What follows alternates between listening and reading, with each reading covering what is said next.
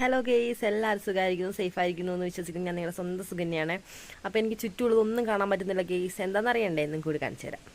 ഇതാണ് ഗെയ്സ് എനിക്ക് ചുറ്റുമുള്ളതൊന്നും കാണാൻ പറ്റാതിരിക്കാനുള്ള കാരണം. നോക്ക്, കോട മഞ്ഞ് മൂടി കിടക്കുകയാണ് നമ്മുടെ ഇവിടെ ഫുള്ളായിട്ട്.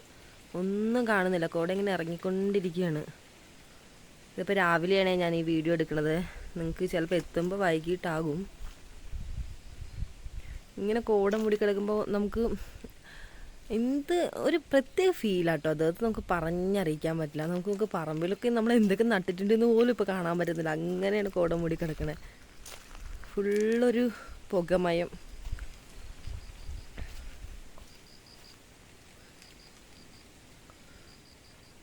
അങ്ങോട്ടൊക്കെ നല്ല കോടയാണേ, നല്ല തണുപ്പും ഉണ്ടേ.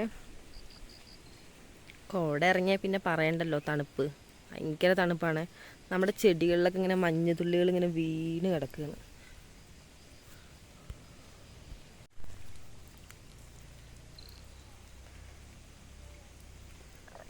ഒരു മലരണിക്കാടുകളുടെ ഇടയിലാണ് ഗീസ് നമ്മൾ താമസിക്കുന്നത്. അതൊരു വല്ലാത്തൊരു അനുഭവം തന്നെയാണ് കേട്ടോ. കിളികളുടെ സൗണ്ടും മൊത്തത്തിലൊരു അടിപൊളി വൈബാണേ.